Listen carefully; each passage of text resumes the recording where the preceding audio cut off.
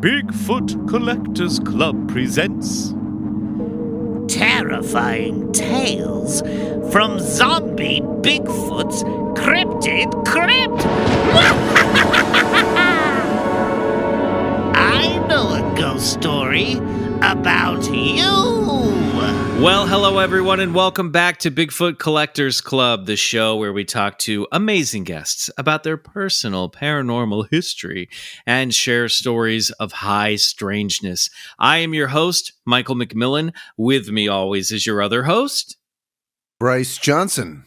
And our super producer, Riley Bray. I forgot it's October. I think usually we say ghost, but now everyone's saying ghost instead of host on podcasts. Everyone's really, they've gone full into the spooky season, so it's more original now. I think if we just call ourselves hosts during Halloween month and not ghosts, but what's spookier than a podcast host? Really, it's true. Terrifying. Getting cornered by a podcast host at a party as they tell you that's nightmare fuel. What they're working on. Oh, no. Well, it is October. It It is October. That means it's the spooky season, and that means it is the return of zombie Bigfoot's Cryptid Crypt. All month long, we will be sharing extra spooky topics and stories of high strangeness, and we are kicking things off with a bang. We have an expert episode for y'all this week with a bona fide ghost hunter. And believe it or not, I think it's the first one we've ever had on the pod. It is. It is. Absolutely it is. So this is a monumental moment. And seeing as how we proved that ghosts were real on this podcast, I mean, we did do perfect. that. Yeah. So no need to bring one in until you're half of a decade into your podcast about the paranormal. 5 years in, that's when you bring in a ghost hunter. Our guest has been a paranormal researcher and tech geek for several decades. She's appeared on The Ellen Show, was the featured story of the A&E show My Ghost Story, where she also worked as a consultant on the series. She is a recurring guest of the hit YouTube channel TFIL with Elton Casti and Corey Scherer, and has assisted YouTube celebs like Markiplier, a recent new friend of the show, and Ethan Nestor Darling in their limited series Unus Annus. Her work has taken her to sites all over the United States and the globe. Club Scouts of all timelines, please welcome to the show our very first ghost hunter, Linda the Ghost Hunter. Woo! Woo! Wow, am I honored? The first one. Wow, this is huge. You know what? No pressure here, huh? First one asked and the first one to say yes, so it worked out. Wow. I think a lot of people, because we've had mediums on the show, I think sometimes people confuse ghost hunters and mediums. Is that true? Do you think that do you find that those wires get crossed sometimes? Lots. Yeah. Many times I go to people's houses and they're like, well, what are you picking up? And I'm like, well, I'm picking up some equipment. Is that what you brought me in to do? You got to have a little fun with this. Yeah, but they do get it confused. They really do, quite often. So you don't speak to ghosts so much as you detect ghosts. You're like the Ghostbusters. I am intuitive, but I feel for credibility's sake, I prefer to be more technical than use what people would call my third eye or my ability. I much prefer to use the Geek Squad stuff to actually verify it's real. So you're like Egon Spengler if he did have a psychic sense that he put in the back seat. Yes. Fantastic. Any comparison? Sorry, to put it in terms we can understand. Yes, to put it in terms that we 80s boys can wrap our brains around.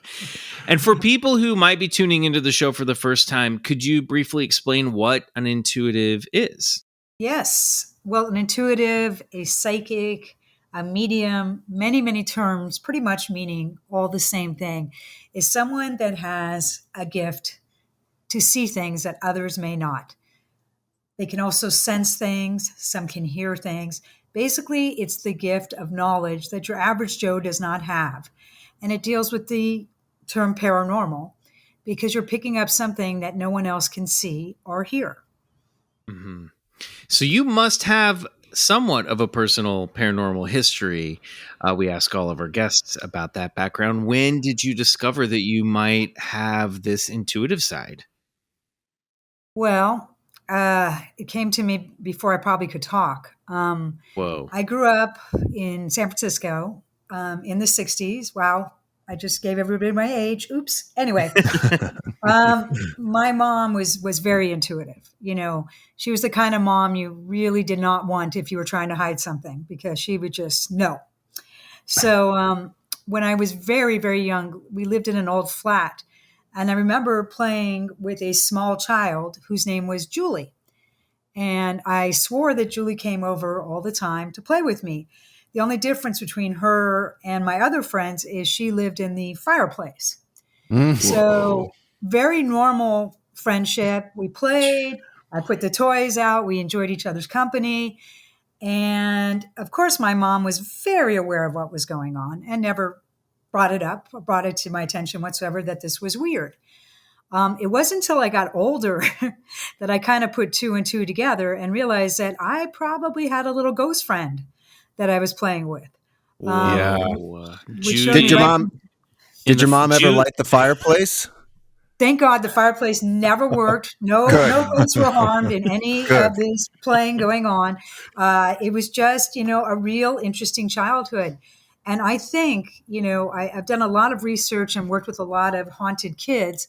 And I really feel that kids, of course, are the most intuitive because it's before we put up these boundaries, where we stop it and we get afraid. So that was definitely my first experience with intuition. And it just went on from that point. It was a very, very, very interesting life I've lived, with my intuition. And it's something I've tried to suppress, but I've been unsuccessful in doing so. Linda, I'm sorry. We're going to have to talk a little bit more about the girl who lived in the fireplace. How would a typical encounter, now you would call it an encounter, but how, in your memory, what did she look like? How did you know she was there? How did you know it was time to play? Like, walk us through one of those encounters. How did you know it was time to play? That's such a creepy question. It is. It's very creepy, but very cool. I love the combination of both. So, I was an only child, and, growing up in San Francisco in the 60s, quite a bit was going on the outside. I was right by Golden Gate Park. So you had the whole hippies revolution happening out front of my house. Cool. So needless to say, my parents kind of kept me inside quite often. And so I was an inside kid, and I remember, have the breakfast in the morning, just like every other kid, and sit down with the toys and just put them right out in the living room, just spread them everywhere you can. And I remember Julie, who had bright red hair and freckles, would just come and sit with me and play with the dolls or the little train or whatever it was I was playing with, at the time. And, just our tea party, I don't ever remember her actually physically holding a cup or anything. I wish I could remember all these little details, but I cannot. But, it was nothing that ever really drew suspicion to me. It was just really a normal childlike playtime, And again, we're so open when we're kids that we just don't see these things that we do as adults. Can I ask a question, Linda? Did Julie have a personality or one or something that you could pick up on that was like sort of outside of the norm of what you were experiencing? Oh, this girl's talking about stuff I've never heard of. Is there anything like that? No. Later in life, obviously I've experienced that, but no, at that point, no. I had a lot of friends that would come over and play, the neighborhood kids. And it was no different playing with Julie than it was playing with Billy down the street or Paulie down the street or any of the other kids. Except Billy didn't climb out of the fireplace. One subtle difference. Yeah. The fireplace was kind of a giveaway. Yeah, it was a little bit of a giveaway. Kate, how did she enter? I'm sorry I'm holding on to this, fixating on this, but how did she come in and out of did she go up the chute like Santa, or like how? Again, until really this conversation, I have not even thought of this. I'm not sure how she came in and out. It was a duplex, that we lived in, or a flat, as they call them in San Francisco. And we were on the first level. So there was obviously another unit above us that would have had, a fireplace that met up, Mhm. at least the chute would. So yeah, I don't know how she actually would come in. Maybe for all I know, she was someone who died upstairs and came down, or someone who died in our unit before we ever lived there. I don't know.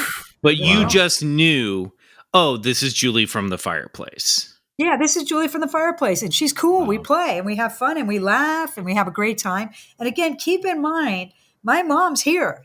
She's not elsewhere. She's cleaning the kitchen, and she sees me talking to this person, and she's not even batting an eye. And Right. she's seeing you talk to someone who's not there, presumably. Who's not there. But again, my mom is intuitive. So did she see the same thing I was seeing?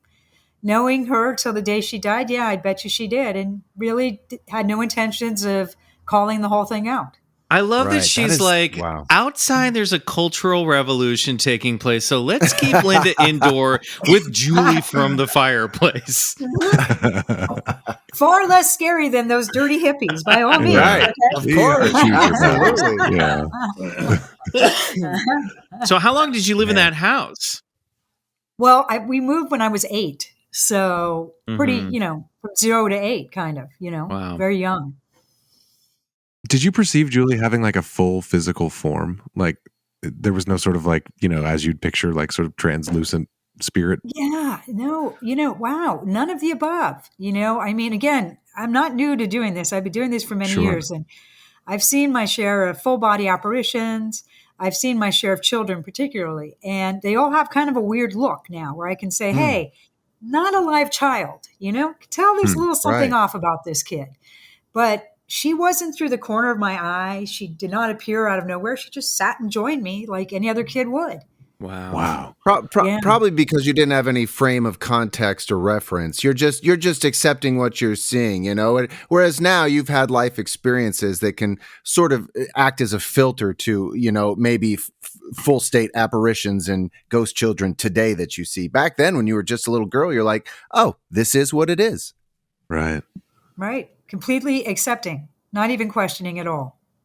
That's amazing. Well, and I think it's interesting too because this is probably happening more often than not, because I think psychologists somewhat normalized this idea of imaginary friends, which is on pretty shaky ground, I think. But there's probably a lot of parents just going, "Oh, that's just Bobby talking to his imaginary friend," when meanwhile it might just be a ghost child.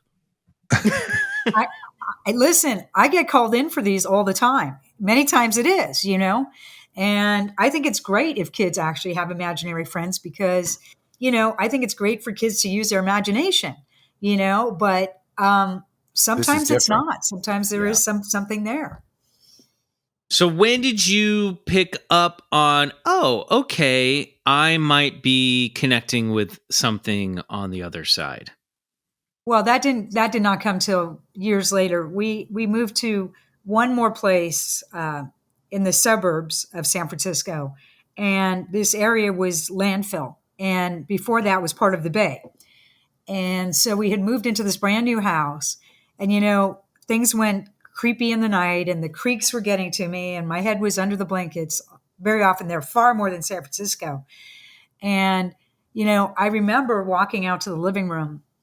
I must have been about maybe 9 or 10 at this point. And I see my mom looking in the corner, and I feel this chill that just taken over my body. And I say, Mom, there is someone standing behind me right now, isn't there? And she said, oh, yeah, absolutely. It's a pirate. And she's so calm. She's so calm. My mom has this thick Hungarian accent. She sounds like Zsa Zsa Gabor. And she would just panic over everything, and she'd walk into a store and the whole store would hear her. But with this, she's calm, cool, and collective, and basically saying, hey, there's a dead pirate standing behind you. Don't worry about it. Jeez. So at that point was when I started putting 2 and 2 together, that these thumps in the night that I'm hearing, they're probably something, and my mom was like, yeah, I send them away all the time. Don't even worry about it. Oh, my son. Whoa. I wonder how she went about doing that. That's interesting. Yeah. I mean, she was very, very intuitive, and she was also, Sorry, was go a on. Holocaust. She was a Holocaust survivor too, Whoa, and I think wow. because of that, I think she saw things your average Joe does not see, Mm. and I think things that would make us panic, and even me as a ghost hunter today, would make me run out of a house. For her, it was Yeah. just like, yeah, whatever. It's just a dead person. No big deal. Well, that's Yeah. what I was thinking. Like, she doesn't startle easily, that's amazing. Yeah. Can we talk a little bit more about how would you define a ghost, Linda? Okay, so that's a great question. I really want to thank you for that one because there's a lot of talks of ghosts, ghosts, ghosts. What are ghosts? What are they? And what I think my favorite definition is very simple definition. A ghost is a dead person. They're not demons. They're nothing else. They are a dead person. They can also be dead animals. They could be dead cats. They could be dead dogs. But they are something that at one point lived on this earth and they are no longer with us. That is a definition of a ghost. Now, Something can I that's ask a still follow? on Go ahead. the earthly plane, not hanging out in the spirit realm that crosses over. Well, they can be. They don't necessarily, I believe that they can be on other plateaus and still come back and visit. I think many of us have guardian angels that are with us all the time and look out for us. Would I call them a ghost? I would not. Mostly because they have a tendency not to appear. Some people do have the appearances of dead relatives. But to me, a true definition of a ghost or a haunting, I should say, is someone that may have passed away in the house you live in, or somebody who might know you that's coming back to tell you something, or simply someone that might have died in the street and you walk past that person. That would be to me a very simple definition of what I'd call a ghost. Mm-hmm. Now, And in the I'd case love of to ask Sorry, Bryce, real quick. And in That's the case okay. of the pirate, clearly there before the house was there and probably buried under the bay someplace, maybe in a sunken ship or something. Could be right under the house where they built these houses. It was a whole new community, built on the bay. And, over the years, I remember many people talking about seeing ships in the lagoon, and a lagoon cannot hold a ship. So I'm like, whoa. I'm not the only one having this going on. Linda, let me ask, in your expert opinion, is a ghost a fragment or a fractal of a personality, or is it the entire personality of the deceased? I think it depends on how they died. I think those who die suddenly and have no clue that they're dead, they're usually very, very strong entities. Many times they appear in full form. They're able to communicate in full sentences. They have much more ability to communicate than someone who may have crossed over or someone who's been gone quite a while. Wow. So you experience both, it sounds like. Oh yeah. Yeah. I've seen me some ghosts, all different kinds. Oh man, I can't wait. So let's go back, dip back into your past. Now you're past the age of 9 or 10. Pirates are in the house. Mom, who thank God you had a mother who knew how to ward ghosts away and ask them to leave. I wish, we should all be so lucky to have moms who can dismiss ghosts and scary things away from their kids. When did you start going, okay, my life is heading in this direction? That was not till many years later. At that point, we had moved to Southern California. And, for some reason in LA, the time that I lived in LA from 10 to about 18, I can't really think of too many times where I had some type of paranormal experience, anything with ghosts. I always felt like my little intuition, the little spidey hairs stand up in the back of your neck, things like that. But nothing of a serious nature. It was right around 18 when I started getting in the career world, where I was really starting to feel presences around me and going to college and things like that, is when I felt like I was opening up again to something that had been closed off for quite a few years. And there were some doozies, I'll tell you that. Why do you think that was? What was it about that age? Was it the leaving home? Was it reaching adulthood? What do you think it was that opened you back up to this stuff? I mean, I think that this is probably, if you really, and I've done a lot of studies of this with kids, I call that my expertise, is dealing with children that are haunted. At around age 10 or so seems to be the shut off point. That's when either they've shut it off or their parents are like, I don't want you talking to that invisible friend anymore. Or, you're deep in school, you're trying to get your education. There's a lot more going on in your life around that time than when your earlier stages, when you're younger.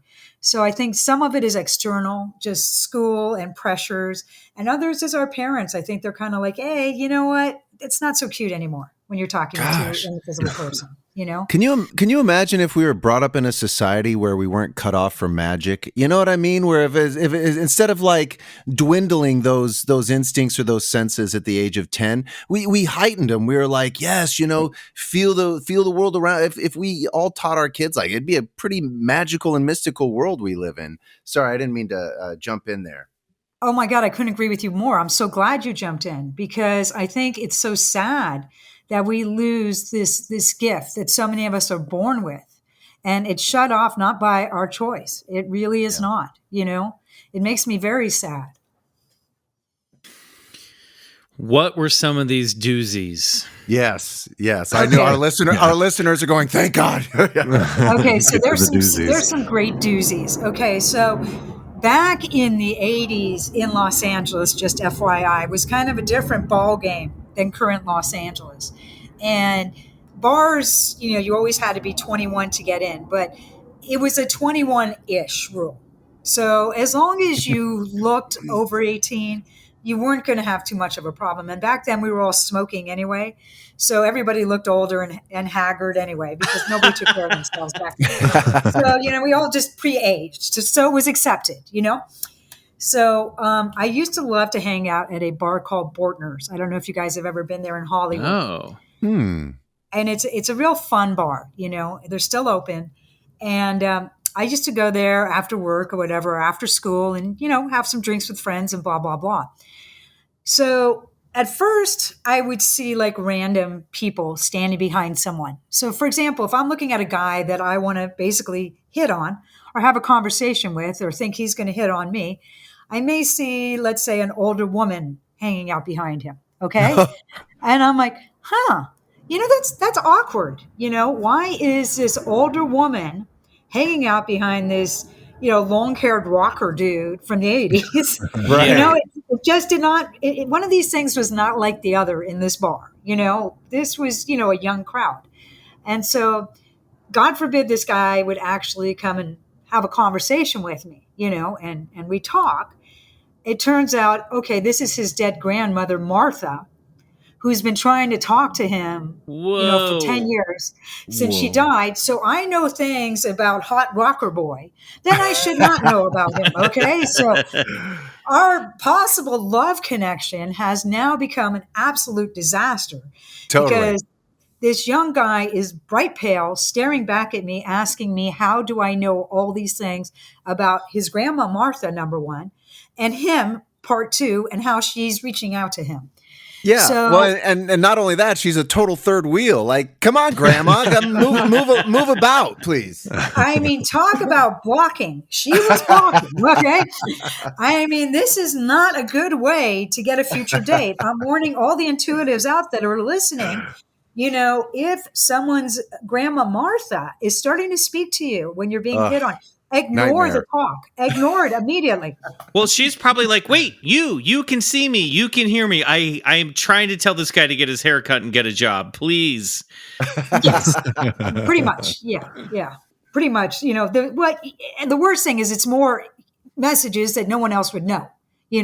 So it just makes it, you go down this rabbit hole and you cannot see above this rabbit hole after you've been down there, and the guy finally just walks away 10 years older than he was when we started the conversation. So how to learn how to cut that off. Which is 75 in like 80s years. You know what I mean? Yeah, if he's exactly.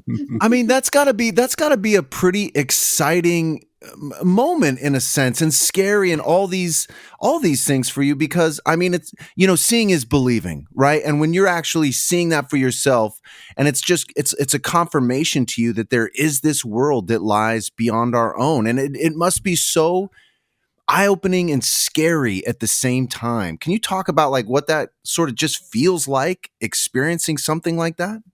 Well, going back to my good old mom, she hated what I did for a living, because the way that she expressed it was beautifully.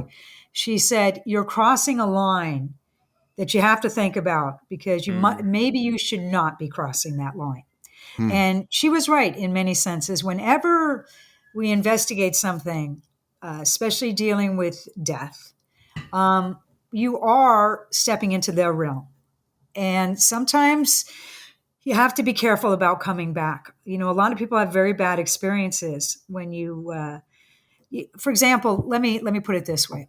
If you do this the wrong way, by maybe playing with a Ouija board, or by doing something in a negative way, by trying to egg on a spirit, or make them angry towards you, that is a very, very frightening thing to do, because you are playing with the unknown, and it could very much backfire on you. And it does. It really does. Yeah. So it is something that I really want to throw this out to your listeners. I mean, I say, listen, if you have dead relatives and you want to talk to them, by all means, do it. But always be careful and realize that you are dealing with a realm that we're not on.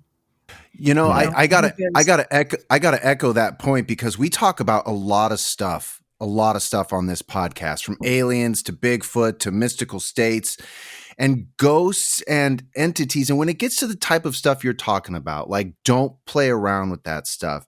It's something that like speaks to my own heart too, because that holds solemnity for me. In other words, there's a gravity there in what you're dealing with that isn't there for me in the alien abduction phenomena or the Bigfoot in the woods phenomena. That stuff doesn't like make me take a step back as it does with like angering the spirits. You know what I mean? Mm-hmm. Michael, why are you laughing? because I'm just picturing you out in the woods angering the spirit of Bigfoot. Can you elaborate on like in what way it can backfire, or can you just expand on that? And to build on that, also when you say be careful talking to your dead loved ones, are you talking about like when we're just walking around the apartment and we're like, hey, so and so, thinking about you, or do you mean like going through some sort of occult tool? No. I think it's great, actually, when you talk to your loved ones. I want to make that very clear. I think it's wonderful to talk to your dead relatives, because I do feel they're around us all the time. Mm-hmm. And I think we all kind of feel that. And it gives us a certain warmth to know that at least part of them is still on this earth that we can communicate with. So no, I'm sorry if I said that. I did not mean to. What I mean to say is it's very important to communicate with our dead loved ones. It's when you go out there, here is what happens most often. This is when I get called into something, is when someone has played mostly with Ouija boards, are played with, even, they don't even need Ouija boards. People do very silly things. They basically open themselves up and put themselves in a state and say, come, take over my body, possess me. Don't ever say that. It doesn't sound good. It's not something you should do. It's a very, very stupid thing to say, Right. Because guess what may happen? They really may. And then you're really in big, big, big trouble. You really are, Yikes. And that's not a joke. And it does happen, unfortunately, What do you do in that case? Like, how do you help someone in that situation?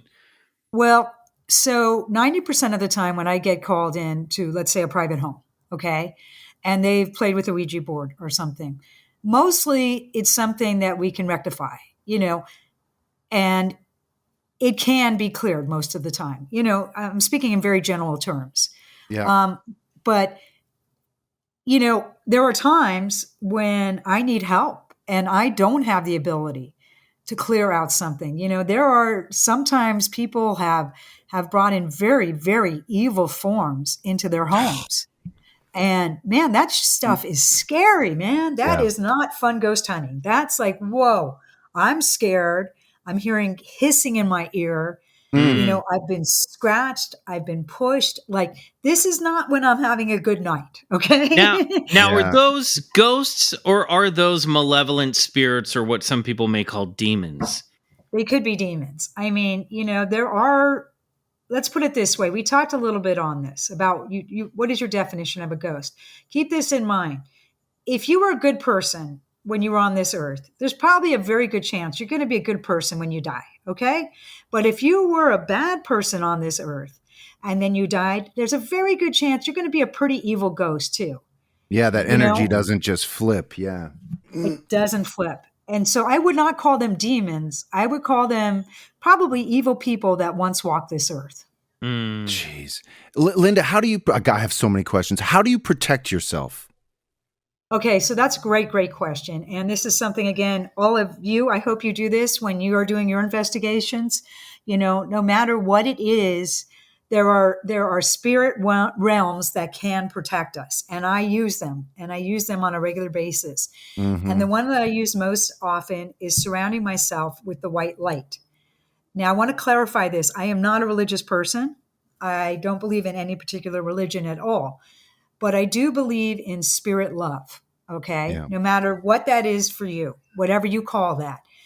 I surround myself with that love of a spirit. And so help me God, it really works. So before I do anything, I surround myself with the white light. And if I'm working with others, if I'm coming into their house, if I'm taking them on a tour, we all hold hands and we do basically a cleansing with the white light. And it will protect you.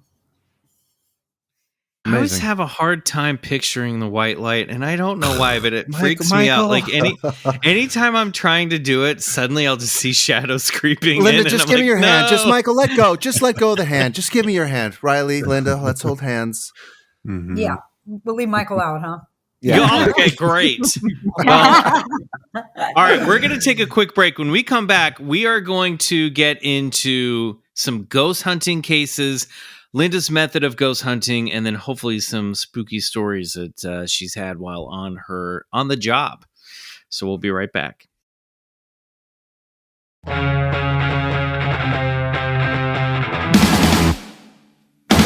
All right, we're back with Linda the Ghost Hunter. Linda, when did you say, I'm a ghost hunter, I'm going to go do this for a living?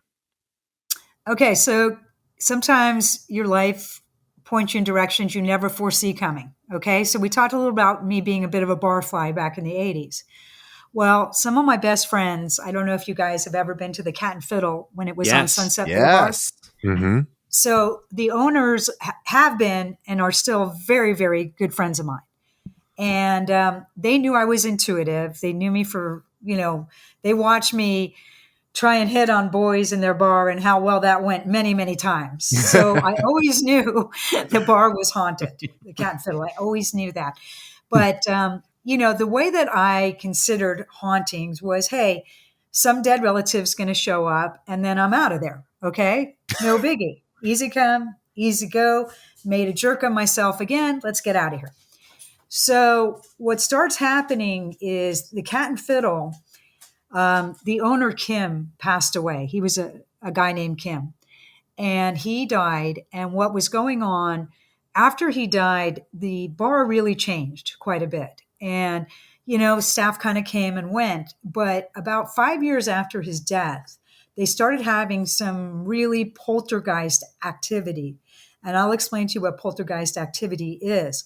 What that is something as simple as cabinets opening and closing on their own, books flying, or it could be even a little bit more scary than that when all of a sudden a rug comes literally out of underneath your feet and you're flat on your back. Okay, so poltergeist activity has lots of different terms and uses. So anyway, they're losing staff because they're getting complaints that people are hearing kids singing in the middle of the night. Whoa. The cleaning crew is there and they're running out. They're leaving. They're out of there. They have video of the cooking staff working in the kitchen and a book flies off a top shelf and hits one of the staff, So people are just basically walking out. they're quitting. Okay. And so they come to me and they say, will you be able to help us, with this? And I said, yeah, absolutely not. No way. Not going to happen. No, have a good time. Love you guys. No, find somebody else. And they're like, no, we really need you. I'm like, I get it. I understand. But let me just tell you a little secret. I'm scared of ghosts. Okay, done. Gosh, scared. I love it. So basically, they kind of would not take no for an answer.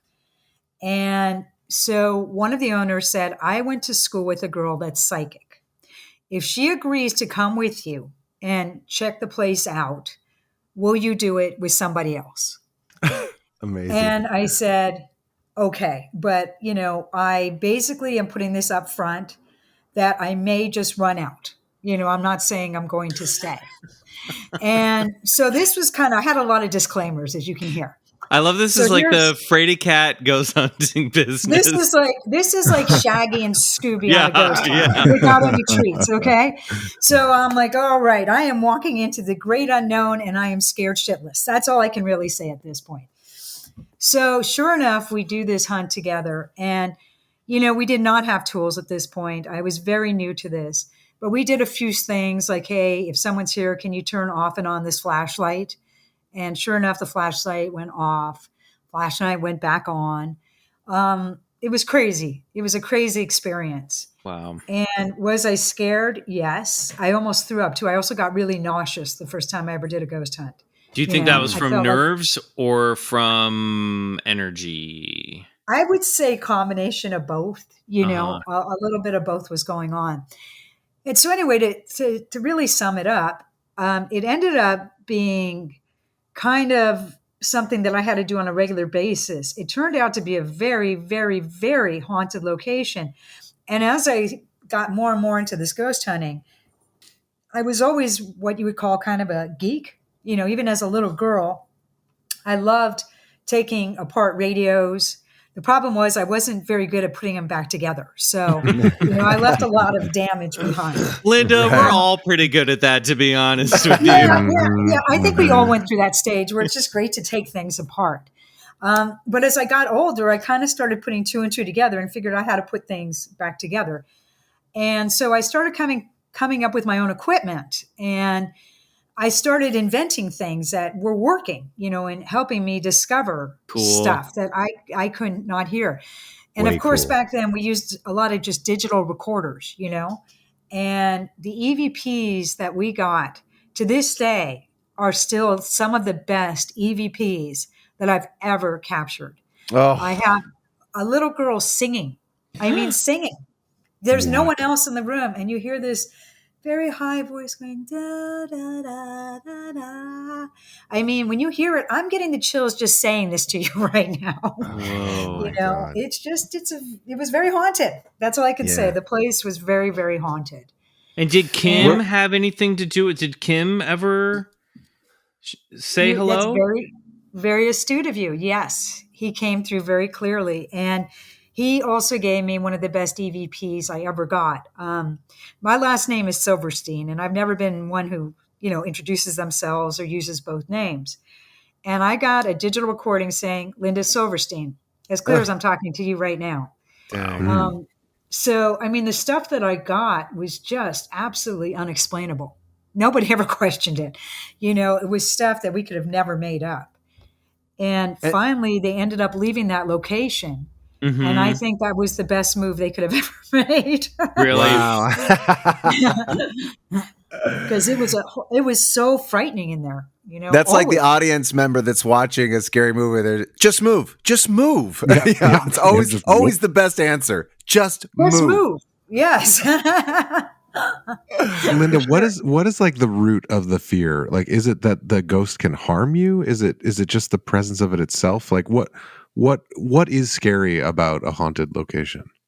Well, there are so many ghost hunters that I'm sure people have seen on television, these thug guys who are real tough and rough and, walk into it like, hey, I'm a ghost hunter, My thing is I'm scared of ghosts, and I think it's a healthy thing to be scared of ghosts, because if I lose that fear, I think that bad things can start happening to me. because, you stop once you kind of lose that edge and you forget that you're dealing with a dead person, Right. you're in trouble. This is not a live person. I'm dealing with something that can hurt me.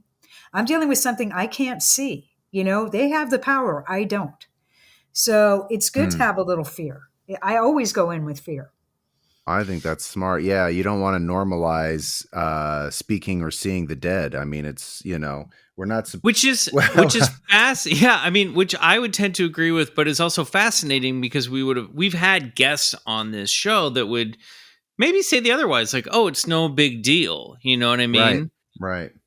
Yeah. There's a lot of people out there that say it's no big deal. And listen, I'm not judging them. Yeah. But Neither at least are we. for me, I'm saying that there's a safety thing in being a little afraid. Well, I would agree with you. I would agree with you. I think of it like this, and maybe you agree with me, Linda. No matter how clear the transmission from whoever or whatever entity is coming through, it's always just a part of the elephant's foot. And by that, I mean, nobody is seeing the whole picture. You have 5 blind guys touching an elephant. They're not going to be able to tell you what it is, And I think this phenomenon is like that. And I think you're right to be cautious, because even when we think we have the most firmest grasp on what's taking place in the afterlife, I think it's only just a sliver, a small portion of what's really taking place. And for that reason alone, we should be cautious. You're 100% right. And I wish more people would think about this. I get so many emails and questions and, through social media, Instagram, you name it, people asking me, how do I communicate with the dead? Should I just go get a Ouija board? Should I do this? Should I get dowsing rods? Should I do this? Should I do that? And my answer is absolutely not. Yes, I know it's a fascinating thing. And I know that we all want to go out there and find all these dead people and prove that they exist. But, it's mostly kids too. It's like, just don't open the door. Talk to your dead relatives. That's fine, but there's no reason to go exploring. It'll come to you if you're meant to do this. And I will say this. I was destined to be a ghost hunter, and it's been a very up and down career. I'm going to be very honest with you guys. I don't always love being a ghost hunter. Many times I don't even like being a ghost hunter. Wow. But I don't. Sounds a lot like acting. Yeah. Or being a musician. Yeah. Yeah. I mean, we don't choose it, but it chooses us. Well, so when you communicate and you're on these hunts, what tech do you use? What are some of these instruments that you've either invented or adapted or have borrowed from ghost hunting history? Well, a little bit of all. I really, really love spirit boxes. My strength is hearing. I hear even without the spirit box. But when I hear something and the spirit box also hears what I've heard, great. It makes you feel good. It does verify, and it gives you a good tap on the shoulder that you're in the right profession. Linda, for our listeners who may not know, can you just tell us what a spirit box is? Thank you. I will be happy to do so. So there are several different forms of spirit boxes. With today's technology, the most common are the ones that you can download an app on your phone. Okay. I try not to use those. Those aren't my favorite. Mine is an old AM/FM radio from this old place called Radio Shack that went out of business a long time ago. Riley's got a big smile on his face right now. I love Radio Shack so much. Do you remember Radio Shack? Yeah, absolutely. Yeah. That was a geek's nerd, like it was just like my happy place. That's how they repaired Short Circuit. Yeah. Yeah. Yeah. I mean, it was Johnny Five is alive. Johnny Five is alive because of Radio Shack. Yeah. Yeah. I mean, it was great. It was a great place. But so what this radio basically has been modified to do is go through stations very, very quickly. And what it does is it creates this thing called white noise.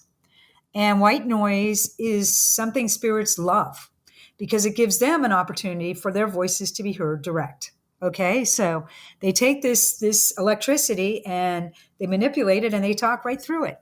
And believe me, they will. I've gotten amazing stuff. So that's my number one. The old school is always going to be my favorite, is the white noise. Now, I also have technology that is very modern and very hip. I have a thing called the Ovilus 5, and that's a walking dictionary that has 250,000 words in it. Wow. And what it allows is spirits to basically just come up and say what it is they want to say, and it says the word right out. It speaks for them. Wow. So it's really a neat device. And, there's always misses in the paranormal realm. Nothing is ever going to be 100%. But I would say the Ovilus is a good 80%. It's pretty accurate at coming up with true statements. For example, I was just in Malibu a couple of weeks ago doing a private house, and the person who passed away's name was Roger. And Roger must have come up on that Ovilus like 8 times. So, Amazing. I mean, there's no way I would have known that, but here it is over and over again, repeating Roger, Roger, Roger. And the woman was really cool about it. She did not want to say anything. And finally, she just started crying. She's like, I can't take it anymore. Riley, So- I want you to Google Ovilus 5B right now. This is called digital dowsing. This thing is Okay. awesome. It is a cool piece of gear, and I think we should save up our pennies and buy one. Yeah. It sounds like we need one. Yeah. Did you not just hear Linda's advice? Well, when you guys, you have to make me a promise, okay? Whenever you decide Okay. you're going to go use this, can I at least come with you the first time? Yes. Yeah. Yes, of course. absolutely. Deal Please. and done. Okay. Done Okay. and done. Okay. For sure. What other tech? Any old this is what they would use in the Victorian era? Like any old tech that you're like, this still works really well. Dowsing rods. You can't go wrong with dowsing rods. You just can't. Dowsing Wow. rods were originated by Native Americans. They go way, way, way, way, way back. And they probably were used before Native Americans. They were originally used to find water. So basically what a dowsing rod is, back then they were 2 branches. And they held these 2 branches the same size. They held them out in front of them, both arms extended.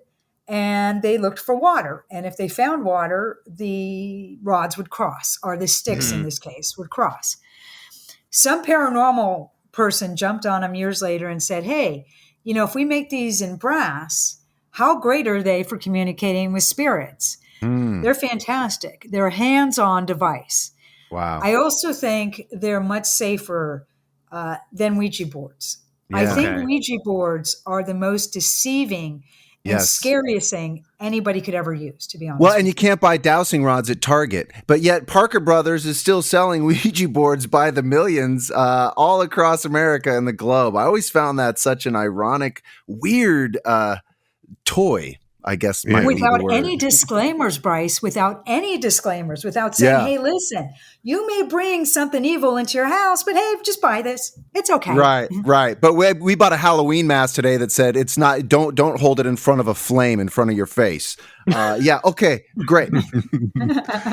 Now, what makes the Ouija board more dangerous? Like, Well, what is it about it? first of all, they are real. I have no question. And that's not something I will ever question, is the Ouija board, because it is probably the gateway to the other side that your average Joe can use. You're basically offering them a board where you're holding hands with somebody else or with your friends saying, hey, spirits, come here, spell out your name. I don't care if you're good, bad, or indifferent. I just want to know what your name is, and you are opening up every realm. There is nothing closed off at this point. Yeah. Right.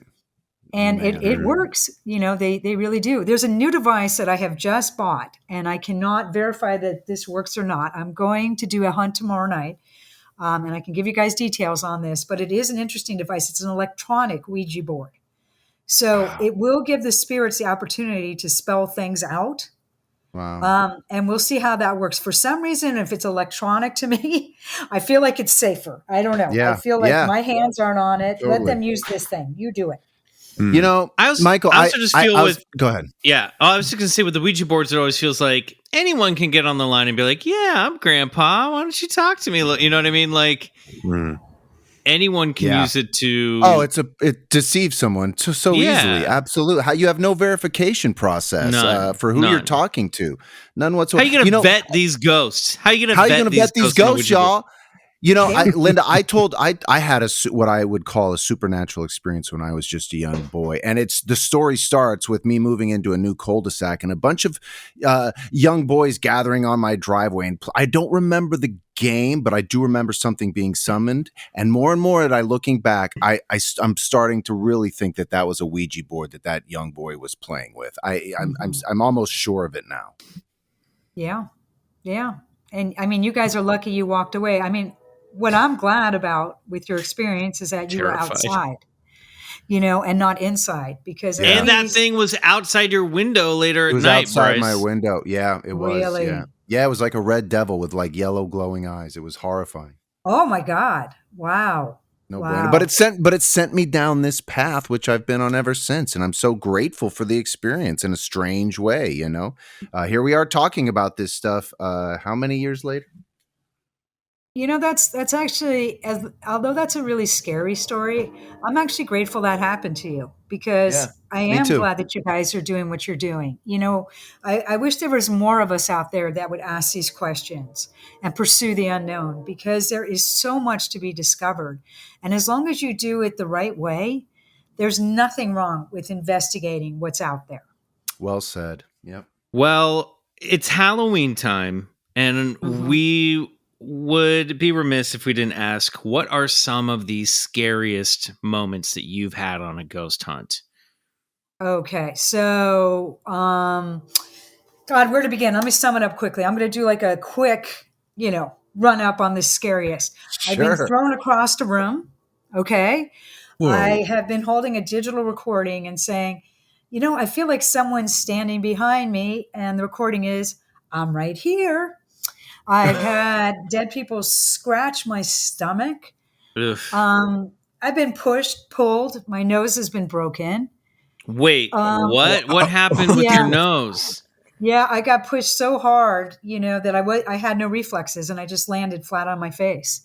And that was at the Cat Fiddle, by the way. Jeez. The scratch was at the Biltmore Hotel last Halloween, and it was a huge scratch right across my stomach. Where are the scratches coming from? How are they scratching us without fingernails? You've seen Ghost when he moves the quarter at the subway? No, I get it, but this is a phenomenon. What's behind that scratching phenomenon? I really don't know. I really don't. That's a great question. I do not know how they did it. But I will say, I've been scratched. I have my share of cats. But this was something like pain like I've never felt. It was a burning pain. That was really scary. And these constant feeling like someone's behind me. But here is the icing on the cake. And this is kind of humor built with fear. I bought a new house 2 years ago. So you would think, okay, Linda, the ghost hunter, she's coming in, man. She's going to check this out, and she's going to guarantee that this house is not haunted, right? Okay. No. Which I did, because this house was built in 1944. Okay. I did my job, and I did it well. Here's what I did not check out, guys. I did not check out the backyard or the back alley, because who would? Okay. So basically, here I am, moved into my house. We're in a pandemic. And I decide, let's do a live YouTube show for my YouTube channel. And I had Zachariah over, which I know you guys have interviewed. Yes. Yeah. Of course. And Bane was over, and there was quite a few of my friends that are in the paranormal friend of the realm. show. Yes. So here we all are in my backyard, kind of doing like a seance type thing, and just checking out the new pad. And so it turns out that a guy was murdered right there in my back alley, right behind my house. Oh, yeah. My God. Yeah. Yeah. And his name is Flunky. So Flunky decides, hey, this is really cool that this chick can speak with me. And she lives right there, man. This is awesome. Whoa. Great. So shitty ghost neighbor. Very shitty ghost neighbor. So I did put up boundaries on the house where he could not come in. But again, didn't really stop him from being outside my window, kind of going, hey, Linda, I'm here. I'd really like to talk. So it was more of a like humorous the Kramer of ghosts. Very much like the Kramer. Yes, And so, luckily Flunky has left. I think after he really was able to tell this story, he did leave, which was a great day in my life, because having a ghost friend that's a neighbor, not a great thing. No. Have some sympathy for Flunky. He was murdered, Linda. He was murdered. No sympathy whatsoever. Goodbye, Flunky. And his nickname is Flunky. I mean, how bad can it be? That was his nickname. That's a bad name. Was he murdered in like the 40s? No, later, it seems like he was, from what I actually found research about this, he was an undercover police officer. Oh, wow. And apparently, my alley, which is still not, let me tell you, it's not Rodeo Drive. Let's just say that. So apparently Flunky's he alley. was undercover and he got stabbed right there in my backyard. And, well, I guess I'd call it the back alley, but it's pretty much my backyard. Yeah. There's a thin fence dividing Flunky's last standing site and your lawn. And I must say, that is the only time, you guys talk to Zachariah. He is a tough cookie, and he is a true spiritualist. That is the first time the two of us, we saw this white entity appear in front of us. And we both just hugged each other. We both got so scared. No. We just couldn't move. Wow. Yeah. People say they want to see a ghost until they fucking see a ghost. Yeah. You bet your butt. You just summed that up. Yeah. Do you What really is know? what are some of these full body apparitions you've seen? Like how, because I've seen our listeners know this story, but I've seen the ghost of a little girl. And so I have an idea of what it was, but I'm curious for you how highly defined are these full body apparitions that you see? Most of the time there's something left to be desired. I mean, there's been very few that I've seen with the naked eye that are full bodies where you see everything. I'd say 90% of the ones I've actually visually seen without equipment have been like maybe a dark shadow or somebody walking towards me that maybe I can make out a little bit of a face, something along those lines. Or when we saw Flunky, that was about the closest I've seen to a full body apparition, where it was just this white fog that was forming into a full body. That was really scary. But with my equipment, because I have a lot of infrared cameras and things that I use, I have definitely seen full bodies. I have seen somebody standing right there with all their entities, all the arms, the feet, the everything. Wow. So, that's the way I've really captured them. But, I'm sure even when you saw your little girl, and I've seen a lot of children ghosts myself, they're a little bit more defined. And I think it's she was. That just gave me chills. Yeah. That gave me chills. I could see the white of her eyes. Yeah. That's how defined. She was very pale, but very, very defined from the point of view that I could see her. Bryce, that Linda's description of the infrared and the thermals remind, I have to think of Expedition Bigfoot in those moments when you guys and Maria are out there and they're holding up a camera and they can see orbs of light and thermal images of something standing right in front of them, but the naked eye is not picking it up. Yeah. Well, wasn't it Greg Newkirk who first said Bigfoot is a ghost? I mean, maybe he was right. It's like when you were saying that, like, sometimes there's a lot left to be desired. I even think of like some cryptid encounters or like alien encounters, like the Hopkinsville goblins, like, because they couldn't see their feet. Remember, it was almost like they didn't remember that detail of their feet. None of the witnesses, and there were a lot of them, couldn't just remember their feet. When I was like, that's so very ghost-like. It's so strange. All this phenomena, but there's a lot of connecting parallels and patterns that I think you would be remiss to overlook. I agree with you 100% on Bigfoot. I'm glad you brought that up. I was holding back on that topic, but my theory has always been the reason why it's been so difficult to capture evidence about Bigfoot is because very well this could be a spirit of maybe a tribe of them that lived in the past. Yes. And that they are not on this earth walking. They are leaving their footprint literally behind, but they are no longer on this earth. I definitely believe that. Wow. Linda, you've described malevolent spirits or evil ghosts. Have you ever encountered anything that you would go, well, this isn't a category I'm so sure about? Anything that might feel more extraterrestrial or more like that cryptid category? This was recent. It was on the Queen Mary. And yes, to answer your question, I really feel like for the first time, I may have communicated with some type of alien. Let's just use that term. Whoa. 'Cause I All don't right, know let's what hear else this. to- Yeah, You know what? great. John Keel loved this term, ultra terrestrial, which sort of couched it all. So, and I think that might be a good term. Let's do that. Ultra terrestrial. Well, I can't say it, but if I could, I think it'd be a great term. Great. I don't know what happened on the Queen Mary. I thought I was communicating with the spirit, but I can tell you I was not, because they were talking about the planet, the damage, how the earth had been damaged, how we need to unite. And this was for a show that I do, TFIL. You mentioned them earlier. And these guys kid around a lot. You know, they're not very serious when we do this stuff. Yeah. And that was they never aired this because he did not know what to do with it. It had so much to do with the damage we've done. Yeah.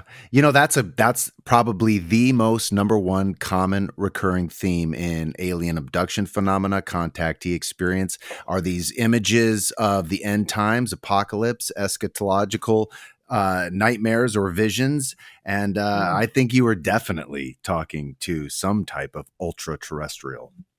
Yes. And it was, it was very, very informative to me.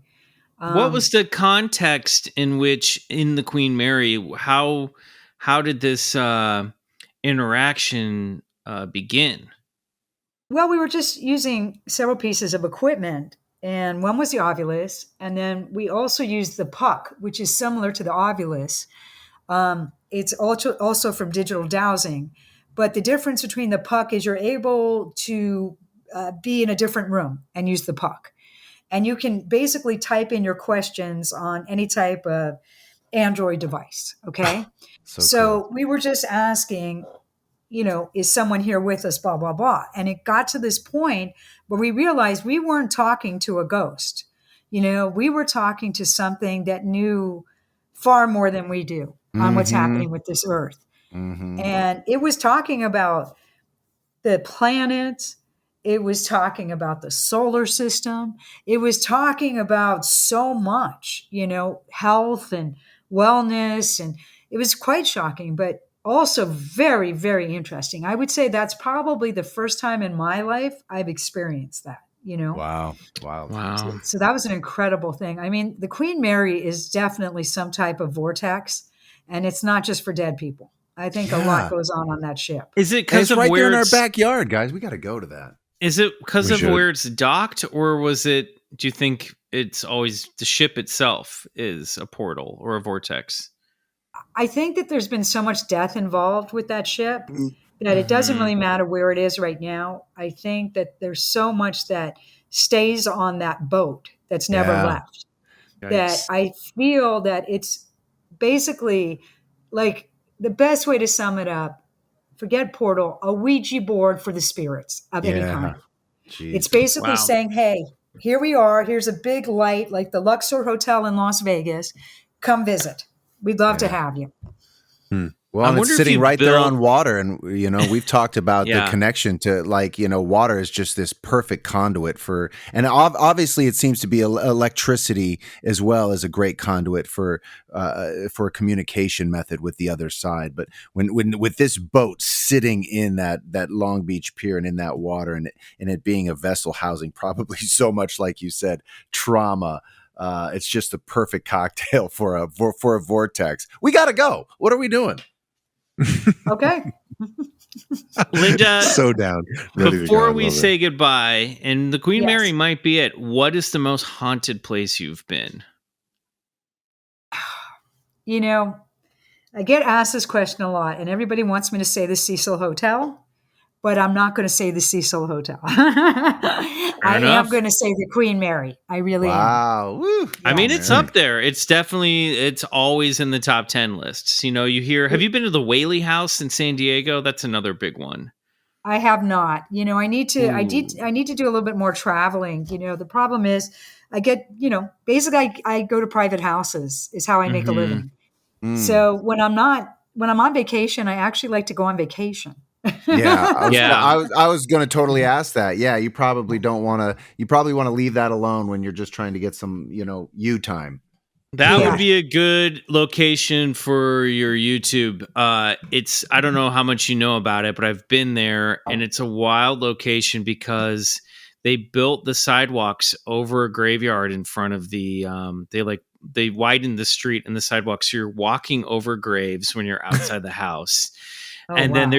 it was I think either a judge lived upstairs and then the courtroom was downstairs, and then they would go out back and hang people in the backyard from a tree out there. So it is a spooky, ooky place. Like Wow.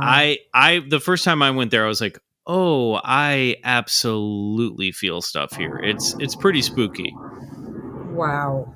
I'd be Well, interested in what you would experience there. Yeah, it's time to start taking some field trips. So Well, I think that might be on the list. leave some room in the back seat or the trunk of the car because we'd love to tag along. I would love to. I would love to go do something with you guys. You're so much fun. I would great. love to do something.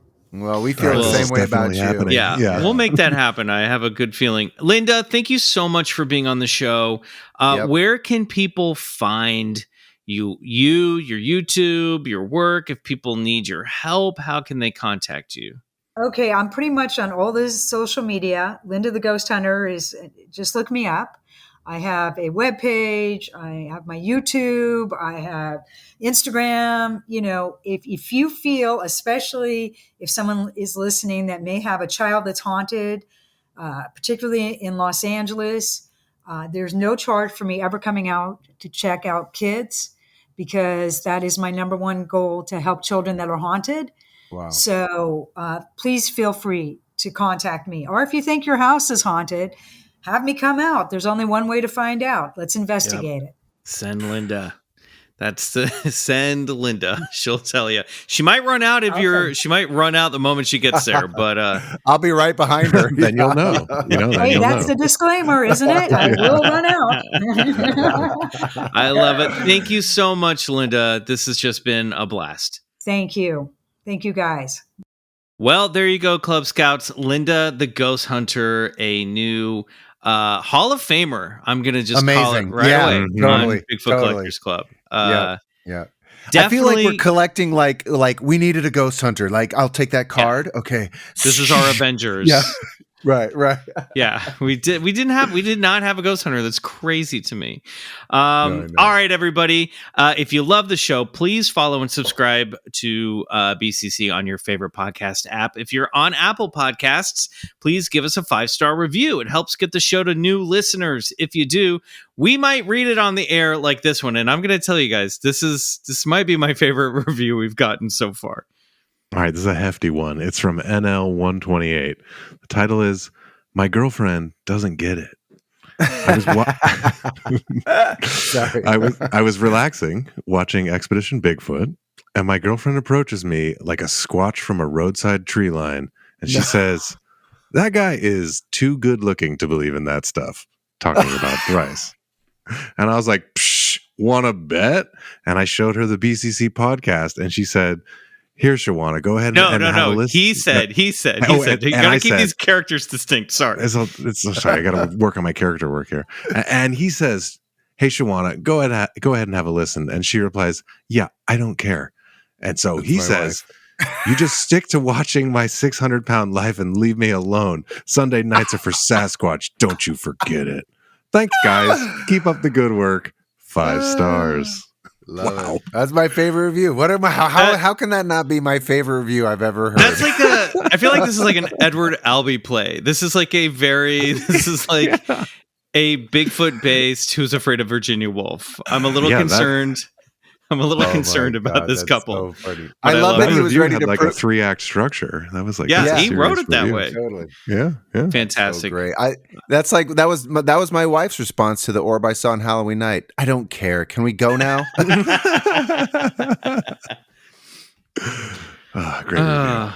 Well, guys, this clubhouse hang is winding down. But if you want more BCC, then join our Patreon, BCC The Other Side, for just $5 a month, which is going to get you guys 3 exclusive bonus episodes plus access to the entire Other Side archives, which is expansive. Yes. Head over there now to patreon.com/BigfootCollectorsClub to join now. Yeah, that's right. 3 exclusive bonus episodes every month. Make sure you follow us on Instagram at Bigfoot Collectors Club and on Twitter at Bigfoot Pod. I'm at McMills on both of those and on Cameo if you want to hit me up over there. I have another podcast, Slate Your Name, where I talk to actors and creators about working in Hollywood. So please check that out. Yeah, hit me up on those socials. I'm on Instagram at Mr. Bryce Johnson and on Twitter at Bryce O. Johnson. And hit me up on Cameo as well. I love making videos and starting a dialogue with you guys. It's been a lot of fun. BCC folks hitting us up over there, and it's been fun. I'm going to echo that. Also hit me up on Cameo. I've been really enjoying getting cameos. I've never felt so famous. Love it. It's honestly so fun. I will do such a good job for you, I promise. I've been giving people tours of my corner of the clubhouse. Like I'm showing them. You guys are crushing mine then. Yeah, I'm showing people books off the shelf. I'm showing them stuff that we're researching that's coming down the pipeline. Oh, I'm showing action figures off my shelf. Guys, I'm just saying, I make it worth your while. Yep. Same. You can check out the synths that I used to score the show. I'll even play them. Maybe I'll make a little custom BCC score just for you. Meanwhile, Bryce is just picking his kids up from school, and he's just doing it. He's like, happy birthday, Jeff. Is it? All right, I'll step it up. I'll step up the game. No, I'm sure your cameos are great. I make Bryce. it special for our BCC listeners for sure. Yeah. Okay. Anyways, I'm also Peace Drone on Instagram, and that's my only social media presence at this time. Great. Oh, and if you go ahead and join the other side, you want to kick that pledge up a little bit, you can get access to the ultra terrestrial tier, which is full of ambient music and rambling journal entries and some of the songs that I've written and all sorts of things. It's it's Riley's corner of the Patreon, so check it out. There you go. All right, is that it? I think that's it. I guess we're going to go cross over to the other side right now and talk about the 1987 supernatural horror movie, The Gate, one of my childhood favorites. We'll see if it holds up.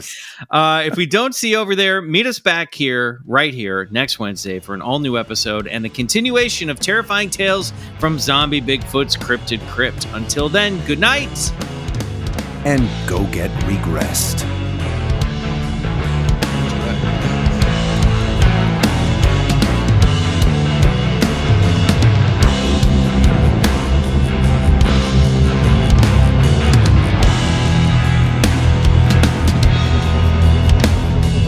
Bigfoot Collectors Club is produced by Riley Bray and Michael McMillan and scored and engineered by Riley Bray.